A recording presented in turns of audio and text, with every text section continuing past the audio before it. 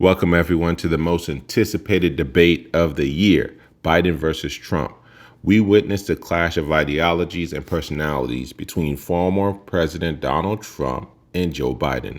Strap in and let's dissect the rhetoric, the promise, and the lies. They say watching a Trump and Biden debate is like a reality TV show meets a political drama, except this time, no one's going to get fired. So let's get into it. Veterans are a hell of a lot better off since I passed the PACT Act. 1 million of them now have insurance, and their families have it. Their families have it because what happened, whether it was Agent Orange or burn pits, they're all being covered now. And his group opposed that.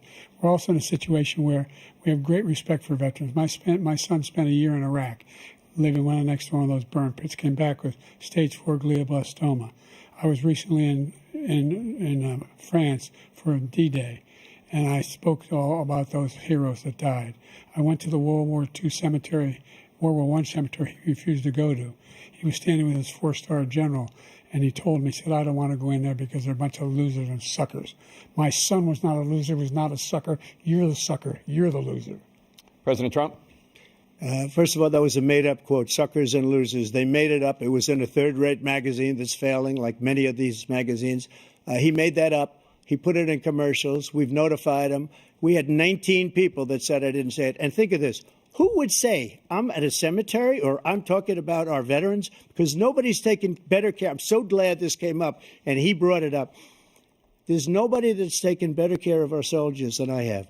To think that I would, in front of generals and others, say suckers and losers. We have 19 people that said it was never said by me. It was made up by him, just like Russia was made up, just like the 51 intelligence agents are made up, just like the new thing with the 16 economists are talking. It's the same thing. 51 intelligence agents said that the laptop was Russia disinformation. It wasn't. That came from his son, Hunter. It wasn't Russia disinformation. He made up the suckers and losers, so he should apologize to me right now. 4-star general standing to your side who was on your staff who said you said it, period. That's number one. And number two, the idea that I have to apologize to you for anything along the line. We've done more for veterans than any president has in American history. And they now are in their family. The only sacred obligation we have as a country is to care for our veterans when they come home and their families and equip them when they go to war. That's what we're doing. That's what the VA is doing now. They're doing more for veterans than ever before in our history. I like how passionate both of these candidates are. Yes, the Charlottesville thing was a hoax. If you look it up online, there's a 5-minute video where the whole thing has been debunked. At the same time, Trump seems irritated and Biden seems angry, and they're both calling each other liars. And whether you believe it or not, each side can get their own economists or politicians to agree to something. There's a reason why 51 intelligence official believed the laptop was a lie, and now we know the laptop was true. This is getting good. Let's go into the next clip.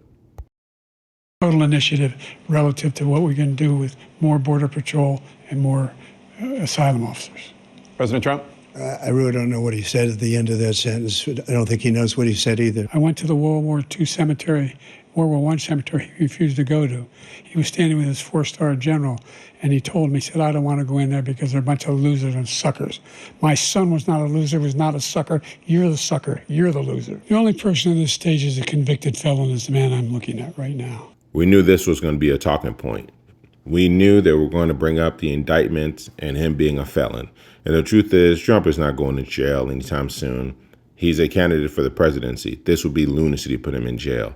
And at the end of the day, a felon or not, there are people out there who would strongly vote for him for whatever reasons they have, but they would vote for him. I saw a video earlier today where one person says they would take a bullet for Trump if they had to. I don't think Biden has any kind of fan base that would do that for him. But when he talks about a convicted felon, his son is a convicted felon at a very high level. His son is convicted, going to be convicted probably numerous other times.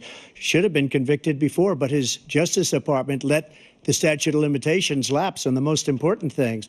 But he could be a convicted felon as soon as he gets out of office. Joe could be a convicted felon with all of the things that he's done. Having sex with a porn star on the night while your wife was pregnant. I mean, what are you talking about? You have the morals of an alley cat. I don't even know what that means. I didn't know alley cats had morals. But Trump has to be careful with the rhetoric. You can't say you're going to put him in jail if you win. Even though he's done some shady stuff, you can't say you're going to do that. And I think Trump is just talking because he said the same thing about Hillary Clinton, and he didn't pursue her with his political powers when he took office. Let's keep going. What I'm going to do is fix the tax system. For example, we have 1,000 trillionaires in America. Billionaires in America. And what's happening? They're in a situation where they, in fact, pay 8.2% in taxes. If they just paid 24%, 25%, either one of those numbers, they'd raise $500 million, billion dollars, I should say, in a 10-year period.